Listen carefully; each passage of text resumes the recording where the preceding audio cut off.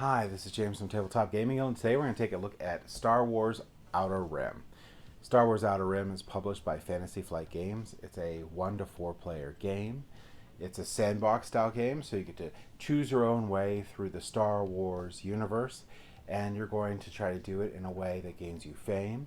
You're trying to be the most famous person in the Star Wars universe, so you're going to try to be the first to 10 fame. Let's go ahead down to the table here, and I'll give you a general overview of how the game plays, and then we'll come back and I'll give you my final thoughts.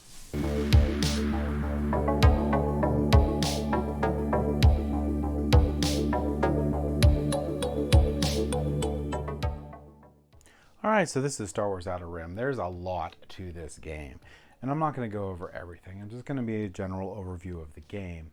I will point out real quick that these trays don't come with the game. These are from Game Tamer, and I can put a link in the description below if you want to check those out. But they just really fit the components really easily, and it makes it really nice for setup. So to start out the game of Star Wars Outer Rim, what you're going to do is each player is going to select a starting character. Then on the starting character, they're going to look down here, and you're going to see that this one says to set up to get card 92 and lower your Imperial reputation. Now you have reputation track on your ship here for all 4 of the different factions in the game.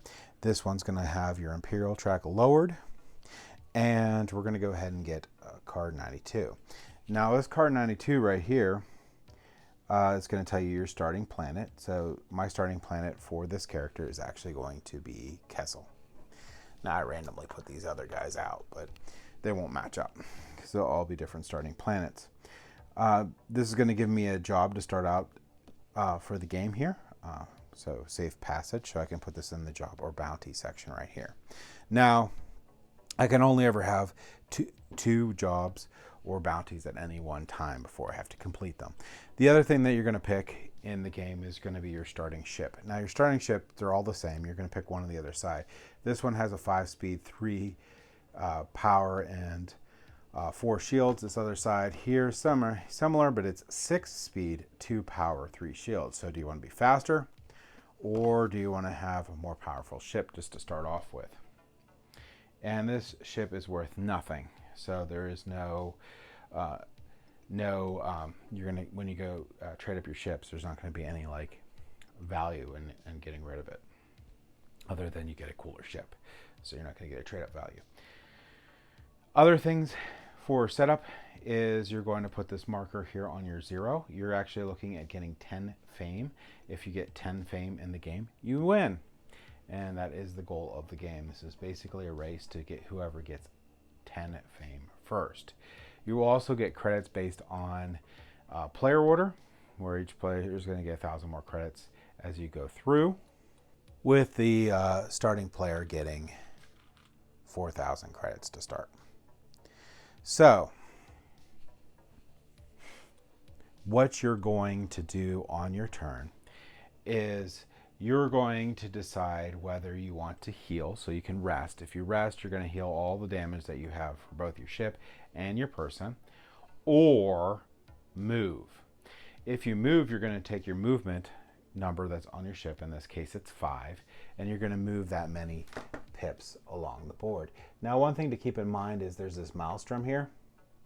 If you hit the maelstrom, you have to stop, read a maelstrom card, and then go. But you're going to move your 5 or whatever your speed is, and then you go into the next phase.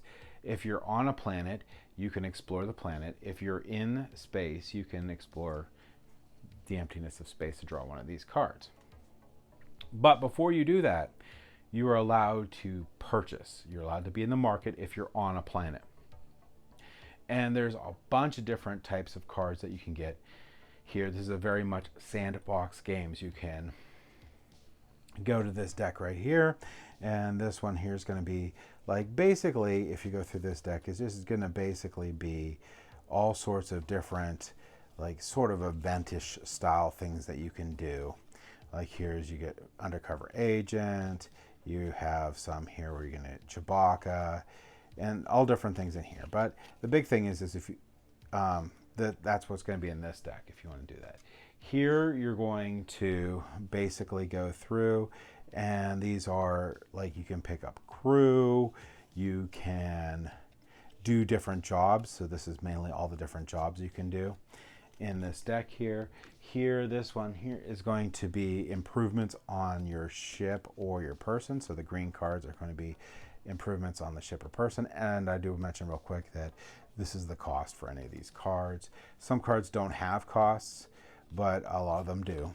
And you have other decks in here. This one's going to be your cargo deck. So this is the different cargoes that you can pick up and purchase and put in. Now you notice on your ship here, you're going to have, and there's different ships you can pick up, but this base ship has one cargo hold, one mod hold, and one crew.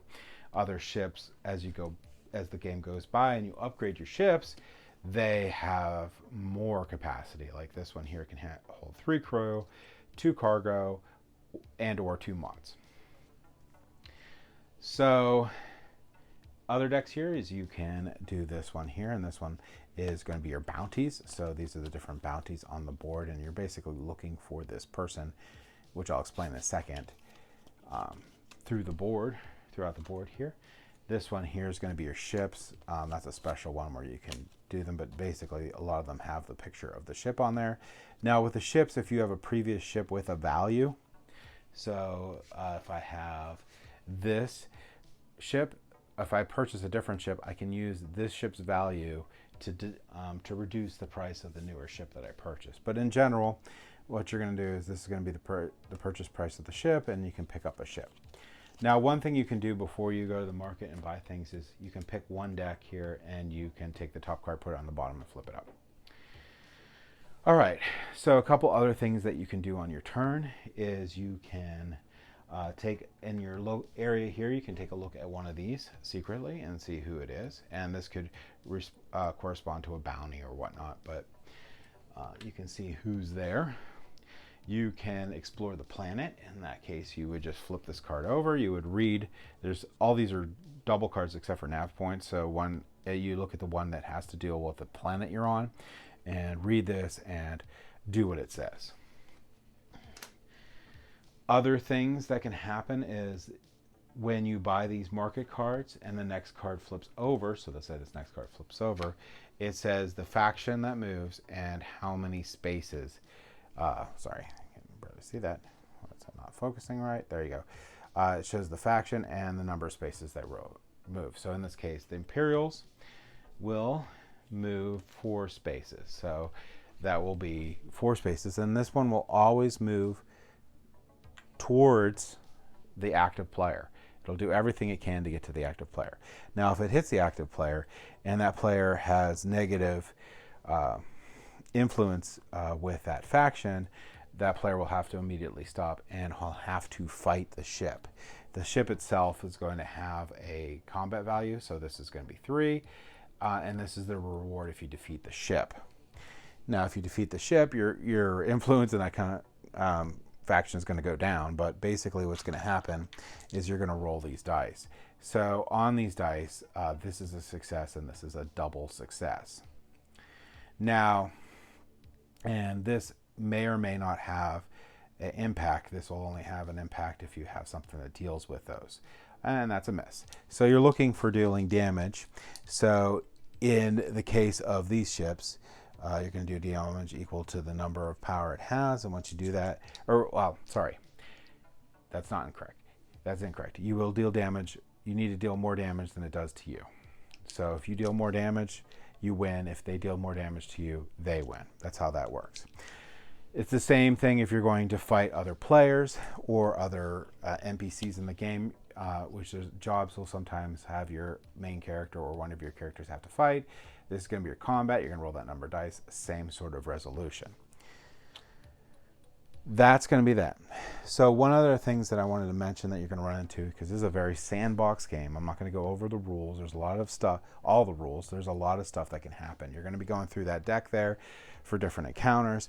You're going to be doing different things. But One thing I wanted to point out real quick is as you're going through this deck, you're going to have to do different skill checks for different things, so either jobs or different encounters that you have. And if you do a skill check, you're going to look at the skill.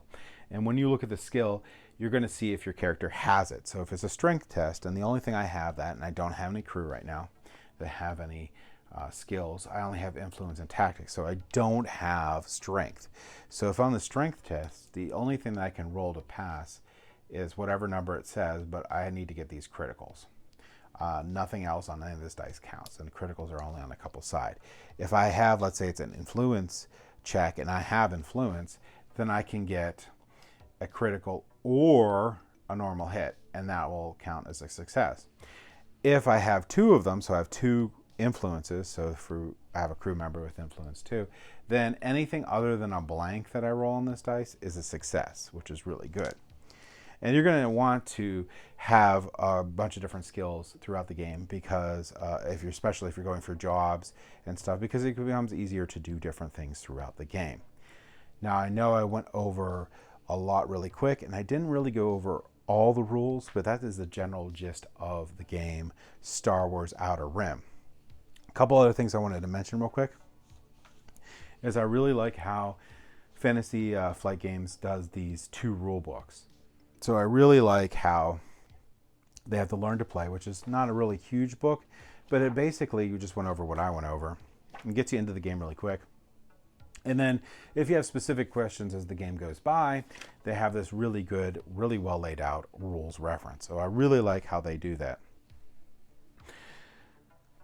So let's go ahead back up to the table here. I'll give you my thoughts on Star Wars Outer Rim.